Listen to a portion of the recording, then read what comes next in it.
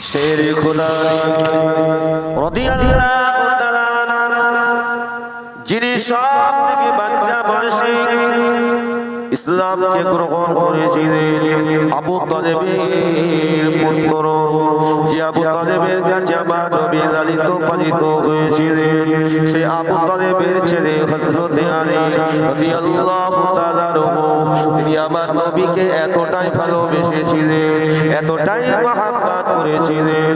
হযরত আলী রাদিয়াল্লাহু তাআলা আল্লাহ নবী দয়া নবী তো জানি বাদশা নবী পাক সাল্লাল্লাহু আলাইহি সাল্লাম যখন তারা আপনজন দিগকে কলেমার দাওয়াত দিয়েছিলেন, আল্লাহর একত্ববাদের কথা প্রচার করেছিলেন, আবু লাহাব এমন করে দেখতে পাওয়া যায় আমার নবীকে তিরস্কার করতে থাকে।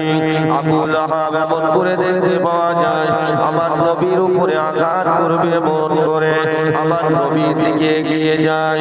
ওই সময় শের খোদা রাদিয়াল্লাহু তাআলা হুজুর তিনি দাঁড়িয়ে বলেছিলেন, এ আবু লাহাব চাচা, আবু লাহাব শুনে রেখে দাও, কেউ এবার আল্লাহকে আনলো না, আমি দেখবো না, আমি আলী বিশ্বাস করে নিলাম আল্লাহ এক, আমার আল্লাহর কোন শরীক নাই, মুহাম্মাদুর রাসূলুল্লাহ সাল্লাল্লাহু আলাইহি সাল্লাম আল্লাহ পাকের প্রেরিত পয়গম্বর এবং মুহাম্মদ সাল্লাল্লাহু আলাইহি সাল্লামের সত্যবাদী নবী, আল্লাহ পাক তাকে আখেরি পয়গম্বর করে পাঠিয়েছে। আমার নবী নিজের আপনজনদের কাছে আগে দাওয়াত দিলেন, তো একজনাই তিনি বিশ্বাস করে নিলেন, হযরত আলী। তখন তিনি ছোট, যে মুহাম্মদুর রাসূলুল্লাহ সাল্লাল্লাহু আলাইহি সাল্লাম তিনি আল্লাহ পাকের প্রেরিত পয়গম্বর। জোরে বলুন সুবহানাল্লাহ। কোনো সন্দেহ নাই, কে ঈমান আনলো কে আনলো না, কে বিশ্বাস করলো কি করলো না, আমি আলী অন্তর থেকে বিশ্বাস করে নিলাম মুহাম্মদ সাল্লাল্লাহু আলাইহি সাল্লাম তিনি যে কথা শুনিয়েছেন এই কথা আমি বিশ্বাস করে নিলাম, লা ইলাহা ইল্লাল্লাহ, আল্লাহ ছাড়া কোনো মাবুদ নাই, মুহাম্মাদুর রাসূলুল্লাহ সাল্লাল্লাহু আলাইহি সাল্লাম, মুহাম্মদ সাল্লাল্লাহু আলাইহি সাল্লাম হলেন আল্লাহ পাকের প্রেরিত পয়গম্বর। জোরে বলে এই কালেমার উপরে তিনি মজবুত ছিলেন, ঠিক না? মজবুত, কতটা মজবুত? হযরত আলী রাদিয়াল্লাহু তাআলা ও ভাইয়েরা, হযরত আলী রাদিয়াল্লাহু তাআলা তিনি আমার নবীকে এতটা প্রিয় করেছিলেন, এতটা ভালোবেসেছিলেন, যেদিন আমার নবী দয়া নবী আমার মক্কা ত্যাগ করে মদিনার দিকে রওনা হয়ে যাবেন আল্লাহ পাকের নির্দেশে, নবী যখন বাবা বিছানায় ঘুমিয়ে আছে, আল্লাহ নবী দয়া নবী রাহমাতাল লিল আলামিন নবী আমার ঘরের ভিতরে আছে, এমত অবস্থাতে বাবা আল্লাহ পাকের নির্দেশে গিয়েছিল, আমার নবী আমার রাসূল আপনাকে মক্কা ত্যাগ করতে হবে, আমি আল্লাহ পাক আপনাকে মদিনা শরীফে যাবার অনুমতি দিয়ে দিলাম, আপনি আর মক্কা নগরে থাকবেন না।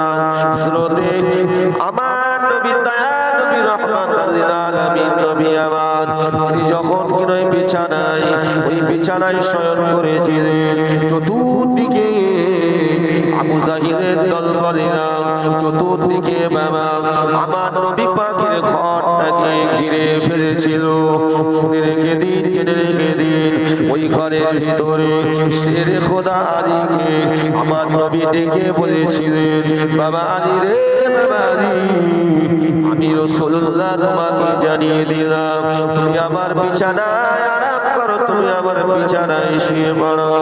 আমি নবী আমার আল্লাহ পাকের নির্দেশ এসেছে, ইব্রাহিম ফেরেশতা আমার কাছে ওহী নিয়ে চলে এসেছে, আমি রাসূলুল্লাহ আমার আল্লাহর নির্দেশ হয়েছে আমি এখনই মক্কা ত্যাগ করে মদিনার জমিনে রওনা হয়ে যাব।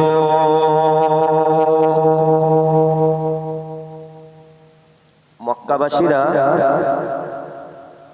আমার নবীর যখন ঘরটাকে ঘিরে ফেলেছিল আবু জাহিল, সবাই নয়, আবু জাহিলের দল যারা, আবু লাহাব বা সাইবাদের দলের যারা সেই সময় দলে ছিল, যে সময় আমার নবী তখন হারিয়েছিলেন চাচা আবু তালিব এবং আমার নবীর বিবি হযরত খাদিজা, তারপরই অত্যাচার বেড়ে গেল এবং আমার নবীকে জানে মেরে দিল, দুনিয়া থেকে সরিয়ে দিল। তাই ঘিরে ফেলেছে। আল্লাহ রাসূল ঘর থেকে বার হলেই আমার নবীকে দুনিয়ার মুখ থেকে সরিয়ে দিলেন। কিন্তু বলেন নবীকে এতটাই ভালোবেসেছিলেন শেরে খোদা আলী, হিজরতের কথা বলছি না, যে হযরত আলী নবীকে এতটাই ভালোবেসেছিলেন, আমার নবী দয়ার নবীর কথাটাকে হযরত আলী মেনে নিলেন। জোরে বলে শের খোদা রাদিয়াল্লাহু তাআলা আমার নবী ঘরের ভিতরে আছেন।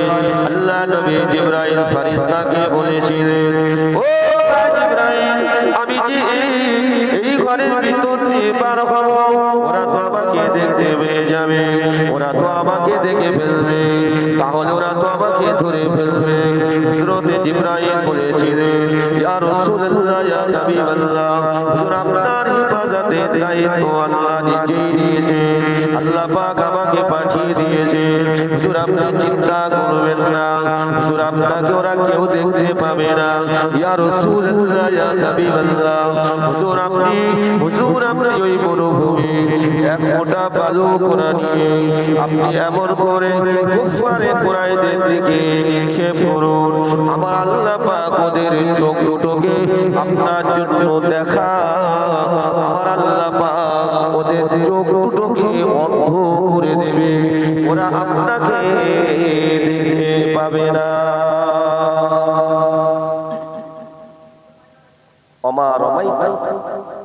আমার নবী দয়ার নবী রহমাতাল লিল আলামিন নবী, ও ভাইরা আল্লাহ নবী দিন দুনিয়ার বাদশা নবী আমার এক মোটা বালু কোড়া নিয়ে আমার নবী আল্লাহ পাকের নাম নিয়ে যখন শুধুমাত্র সামনের দিকে ছুড়ে দিলেন, আল্লাহ নবী দয়ার নবী ওই নূরের হাত দিয়ে যখন সামনের দিকে ছুড়ে দিলেন, আমার আল্লাহ পাকের কুদরত, আমার আল্লাহ পাক প্রত্যেকের চোখের কোণায় কোণায় ওই বালু কোণা আল্লাহ পৌঁছে দিলেন। আমার নবীকে তারা দেখতে পেল না, কিন্তু আমার নবী হযরত আলীকে বলেছিলেন, বাবা আলী রে, বাবা আলী, আমার বিছানায় শুয়ে থাকবে। হযরত আলী রাদিয়াল্লাহু তাআলা আমার নবীকে বলেছিলেন, ইয়া রাসূলুল্লাহ, ইয়া হাবিবাল্লাহ, হুজুর আমার একটা দাবি হলো, হুজুর আমার একটা দাবি হলো, হুজুর আপনার শরীর মুবারক নূরের চেহারা একটা চাদর আপনি আমাকে দেন, আপনার ওই চাদর মুবারকটা নিয়ে আমি আলী বিছানায় চাপা দিয়ে ঘুমিয়ে শুয়ে পড়ব। আল্লাহ নবী দয়া নবী তো জানে বাদশা নবী আমার ওই সময় হযরত আলী রাদিয়াল্লাহু তাআলা হুজুরের কাছে আমার নবী চাদর মুবারকটা দিয়ে দিলেন। হযরত আলী রাদিয়াল্লাহু তাআলা হুজুর আমার ওই চাদরটা চাপা দিয়ে আল্লাহ নবীর বিছানায় শুয়ে পড়লেন। হযরত আলী তিনি তো জানেন যে আমার নবীকে মারার জন্য ওরা তৈরি, কিন্তু চাদরটা কেন আলী চেয়ে নিলেন যে আমি চাপা দিয়ে থাকবো, ওরা ভাববে এর ভিতরে মুহাম্মদুর রাসূলুল্লাহ সাল্লাল্লাহু আলাইহি সাল্লাম আছেন, আর আমার নবী তাতে অনেক দূর চলে যাবে, ওরা আর আমার নবীকে ধরতে পারবে না। জোরে বলে সুবহানাল্লাহ। মুসলমান গরি ছেলেরা নজরেরা আমার মুরব্বি আব্বা জানেরা হযরত আলী রাদিয়াল্লাহু তাআলা হুজুর আমার এই অবস্থায় তিনি এমন করে শুয়ে আছেন, আল্লাহ নবী দয়া নবী আমার চলে গেলেন, আল্লাহ রাসূল সাল্লাল্লাহু আলাইহি সাল্লাম বিছানা ছেড়ে আমার নবী মক্কা ত্যাগ করে আমার নবী চলে যাচ্ছেন। ও ভাইয়ানেরা হযরত আলী রাদিয়াল্লাহু তাআলা আমার নবী দয়া নবীকে কি মহব্বত ভালোবাসা তিনি দিয়েছিলেন। ও ভাইয়ানেরা হযরত আলী রাদিয়াল্লাহু তাআলা হুজুর আমার বিছানায় তিনি শুয়ে আছেন, কিন্তু হুজুরে এমন করে বাবা ঘুম এসে গিয়েছে, নিদ্রা এসে গিয়েছে। শ্রোতে আলী রাদিয়াল্লাহু তাআলা হুজুর আমার বিছানায় যখন ঘুমিয়ে পড়লেন, ওই মুখমণ্ডলের উপরে চাদরটা ছিল, দেখতে পাওয়া যায় ঘুমের ঘরে হযরত আলী রাদিয়াল্লাহু তাআলা মুখমণ্ডল থেকে চাদরটা সরে গেল। ওরা কি মেরে দেখতে লেগেছে, এর ভিতরে তো মুহাম্মদ নাই, এর ভিতরে আলী শুয়ে রয়েছে। আর আমরা এতক্ষণ ঘিরে রেখেছি, কিন্তু আমাদেরকে ফাঁকি দিয়ে চোখি বাজে দিয়ে মুহাম্মদ বেরিয়ে পড়েছে, আর আলী মুহাম্মাদের বিছানায় শুয়ে আছে। খেলাটা কার? জোরে বলে আল্লাহর খেলা। ও মুসলমান, ঠান্ডা মাথায় বোঝার চেষ্টা করবেন। হযরত আলী রাদিয়াল্লাহু তাআলা হুজুর যখন বিছানায় শুয়ে আছেন, হুজুর যখন ঘুমিয়ে পড়েছিলেন, মুখমণ্ডল থেকে বাবা যখন চাদরটা সরে গেল, ওরা যখন বলাবলি করতে থাকে, ওই সময় হযরত আলীর ঘুমটা ভেঙে গেল। হযরত আলী রাদিয়াল্লাহু তাআলা ঘুমটা যেই ভেঙে গিয়েছে বাবা, শেরে খোদা রাদিয়াল্লাহু তাআলা হুজুর আমার ঝরঝর করে কাঁদতে লাগেন, আল্লাহ পাকের দরবারে রোনাজারি করে কাঁদতে লাগেন। ও রব্বুল আলামিন আল্লাহ পাক, ও রব্বুল আলামিন আল্লাহ পাক, আল্লাহ আমি ঘুমিয়ে পড়লাম, আমি আপনার হাবিবের মহব্বতে আমি একটু জেগে থাকতে পারলাম না, ওরা আমাকে দেখে ফেললো। আল্লাহ আপনার নবীকে ওরা মারার জন্য ওরা তৈরি হয়ে গেছে, আমার নবী যে ঘর থেকে বেরিয়ে যে চলে গেছে। আল্লাহ গো আপনি হেফাজত করুন, আমি আলী বুঝতে পারি না আমি যে ঘুমিয়ে পড়ব, কেননা আমি আলী আমার যদি ওরা আমার উপরে তলোয়ার দিয়ে আঘাত করে যদি মেরে দিত, আল্লাহ আমি তাতে রাজি ছিলাম। এই নিয়ত নিয়েই আমি রাসূলুল্লাহর বিছানায় শুয়ে পড়েছিলাম, কেননা আমি আমার নবীকে বড় ভালোবাসি, আমি আমার নবীকে বড় প্রিয়ার করি, কেননা আপনি বলেছেন তোমরা আমার নবীকে জীবনের থেকে বেশি ভালোবাসো, জীবনের থেকে বেশি ভালোবাসো। আল্লাহ আমার নবীকে আপনি হেফাজত করুন। কি বাবা, আমার আপনার নবীকে ওরা ধরতে পেরেছিল? পারেনি। কেন? আল্লাহ পাক স্বয়ং প্রিয় নবীর সঙ্গে ছিলেন। জোরে বলে সুবহানাল্লাহ। হযরত আলী নবীকে কতটা প্রিয় করেছে। আমার নবী যখন মদিনায় চলে গিয়েছিলেন, আল্লাহ নবী যখন মদিনায় চলে গিয়েছিলেন, আমার নবী দয়ার নবী মক্কা নগরে আমার নবীর কাছে যারা বায়াত হয়েছিলেন, আল্লাহকে আল্লাহ বলে মেনে নিয়েছিলেন, নবীকে নবী বলে মেনে নিয়েছিলেন, ইসলামকে যারা গ্রহণ করে নিয়েছিলেন, ওই মক্কা নগরে যারা ইসলাম কবুল করেছিলেন, আমাদের নবীকে নবী বলে মেনে যারা নিয়েছিলেন, ওনাদের উপরে চরম অত্যাচার হয়েছিল, যে অত্যাচারের কোনো শেষ ছিল না। ও ভাইজানেরা, আল্লাহ নবী দয়া নবী রাহমাতাল লিল আলামিন নবী যখন মদিনা শরীফে চলে গেলেন, আমার নবী দয়া নবীকে কতটা মহব্বত করেছিলেন।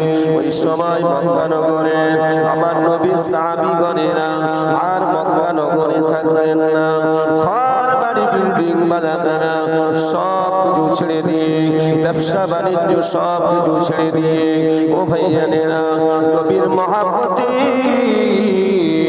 মক্কা ত্যাগ করে মদিনা জমিনে চলে গিয়েছিলেন, আল্লাহ রাসূলের কাছে ফিরে গিয়েছিলেন।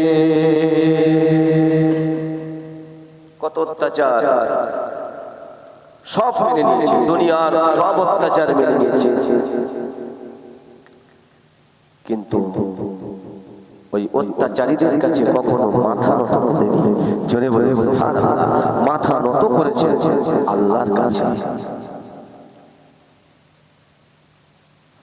মুসলমান ঘরে ছেলেরা নজরেরা ও ভাইয়েরা হযরত আলী রাদিয়াল্লাহু তাআলা হুজুর তিনি আমার নবীকে কতটা ভালোবেসেছিলেন কতটা মহব্বত করেছিলেন হযরত আলী রাদিয়াল্লাহু তাআলা যখন মদিনা শরীফে চলে গেলেন মদিনা শরীফে যখন চলে গেলেন মদিনার মানুষরাও আমার নবীকে সাদরে গ্রহণ করেছিলেন সাহাবী আমার নবীর সাহাবীদেরকে এমন করে নিজের ভাই মনে করে যে যার মতো আপন ভাই মনে করে নিজেদের সম্পত্তি থেকে বাবা তাদেরকে দিয়ে দিয়েছিলেন ঘর বাড়ি বিল্ডিং বাজারখানা বানানোর জন্য অনেকে ঘর পর্যন্ত দিয়ে দিয়েছিলেন শুধুমাত্র আমার নবী দয়ার নবীর মহব্বতে ভালোবাসায় ইসলামের মহব্বতে